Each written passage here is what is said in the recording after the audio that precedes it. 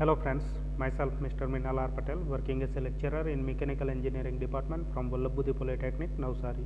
Today I will discuss about the topic transducers for pressure measurement for the subject metrology and instrumentation. Subject code 3341905. Pressure measurement માટેના જુદા જુદા transducers, different transducers for pressure measurement. એની અંદર first આપણે જોઈએ resistance type pressure transducer. તો અહીંયા આગળ રેઝિસ્ટન્સ ટાઈપ ટ્રાન્સડ્યુસર દર્શાવેલું છે જેની અંદર અહીંયા આગળ 4 રેઝિસ્ટન્સ ઇન્ડિકેટ કરેલા છે. અહીંયા આગળ ડીસી સપ્લાય નીચેના ભાગમાં દર્શાવેલો છે અને ઉપરના ભાગમાં અહીંયા આગળ આઉટપુટ સિગ્નલ માટે 2 જોઈન્ટ બતાવેલા છે.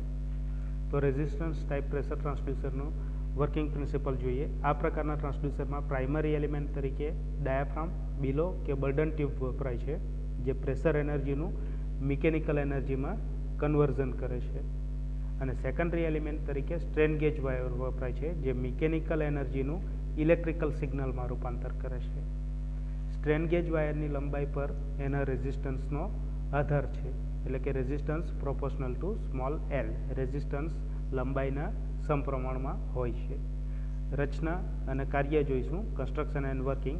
તો રેઝિસ્ટન્સ વાયર કે જેને ડાયાફ્રામ પર મજબૂત રીતે જડેલા છે કે જે પ્રેશરની અસર નીચે ડાયાફ્રામનું ડિફોર્મેશન થાય ત્યારે વાયરના રેઝિસ્ટન્સમાં ફેરફાર થાય છે જેને કારણે, એટલે કે રેઝિસ્ટન્સ વાયર કે જેને ડાયાફ્રામ પર એવી રીતે જડેલા છે કે જ્યારે પ્રેશરની અસર નીચે ડાયાફ્રામનું ડિફોર્મેશન થાય ત્યારે વાયરના રેઝિસ્ટન્સમાં પણ ફેરફાર થાય છે.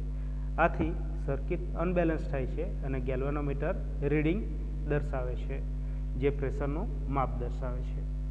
એના ફાયદા જોઈએ તો સાઇઝ નાની છે, ઇન્સ્ટોલેશન અને જાળવણી સરળ છે, એક્યુરેસી, સ્ટેબિલિટી, આઉટપુટ સિગ્નલની સ્ટ્રેન્થ તથા ઓવરરેન્જ કેપેસિટી સારી છે, ઝડપી રિસ્પોન્સ છે અને વધારે પ્રેશર રેન્જ છે. શોક અને વાઇબ્રેશનની અસર પણ એકદમ ઓછી થાય છે. ડિસએડવાન્ટેજીસમાં જોઈએ તો કોસ્ટલી છે, કોન્સ્ટન્ટ વોલ્ટેજ સપ્લાય જરૂરી છે અને ટેમ્પરેચરના ફેરફારની અસર નાબૂદ કરવા માટે ટેમ્પરેચર કમ્પેન્સેશન જરૂરી છે. સેકન્ડ જોઈશું આપણે ઇન્ડક્ટન્સ ટાઈપ ટ્રાન્સડ્યુસર. તો અહીંયા આગળ ફિગરમાં પ્રેશર એપ્લાય કરવાનું દર્શાવેલું છે. અહીંયા આગળ એસી ડીસી કન્વર્ટર દર્શાવેલું છે. આ જે છે તે એસી એક્સાઇટેશન દર્શાવેલું છે અને વચ્ચેના ભાગમાં મેગ્નેટિક કોર દર્શાવેલો છે, એટલે કે આર્મેચર આપણે કહી શકીએ, બરાબર. અને એ વોલ્ટેજનું આઉટપુટ આપણને એસી ડીસી કન્વર્ટરમાંથી નીચેના ભાગમાં મળશે.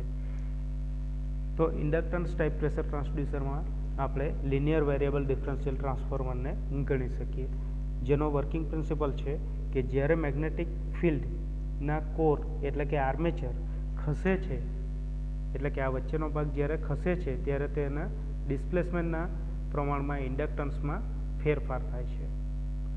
એનું કન્સ્ટ્રક્શન અને વર્કિંગ જોઈએ તો એમાં એક પ્રાઇમરી વાઇન્ડિંગ અને 2 સેકન્ડરી વાઇન્ડિંગ હોય છે. તેમને પોલી બોબિન એટલે કે હોલો બોબિનની ફરતે ગોઠવેલી હોય છે. આ જે બોબિન છે એ નોન મેગ્નેટિક હોય છે. એક આર્મેચરને ઇલાસ્ટિક બિલો સાથે જોડેલ હોય છે. હવે પ્રાઇમરી વાઇન્ડિંગને એસી એક્સાઇટર સાથે જોડવામાં આવે છે. જ્યારે આર્મેચર સેન્ટ્રલ પોઝિશનમાં હોય ત્યારે બંને સેકન્ડરી કોઇલના વોલ્ટેજ એક સરખા હોય છે, પણ જ્યારે પ્રેશરની અસર હેઠળ બિલોની લંબાઈમાં વધારો થાય છે ત્યારે આર્મેચર મેગ્નેટિક ફિલ્ડમાં ખસે છે, એટલે એક સેકન્ડરી કોઇલના વોલ્ટેજમાં વધારો થાય છે જ્યારે બીજી સેકન્ડરી કોઇલના વોલ્ટેજમાં ઘટાડો થાય છે.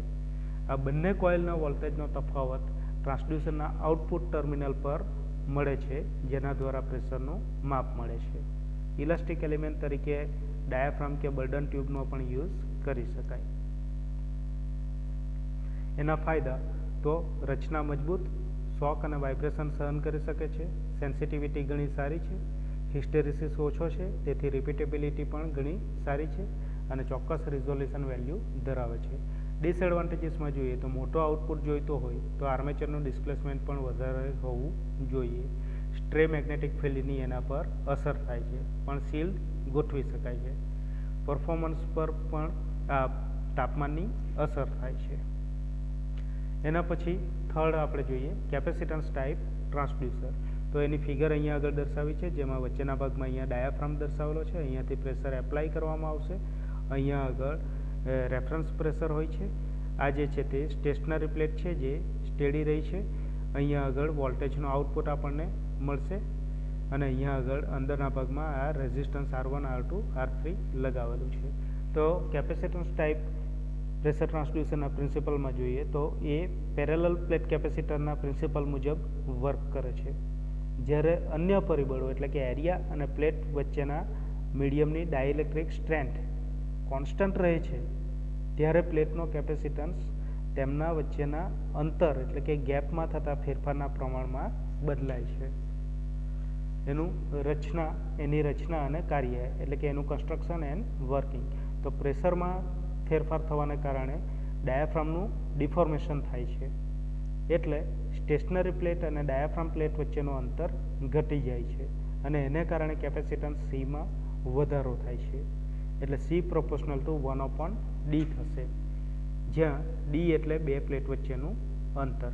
કેપેસિટન્સમાં થતા ફેરફારને કારણે વિસ્ટન બ્રિજ સર્કિટ અનબેલેન્સ થાય છે અને બ્રિજ સર્કિટના આઉટપુટ વોલ્ટેજ પ્રેશરમાં થતા ફેરફારના સમપ્રમાણમાં હોય છે, તેથી પ્રેશરનું માપ મળે છે.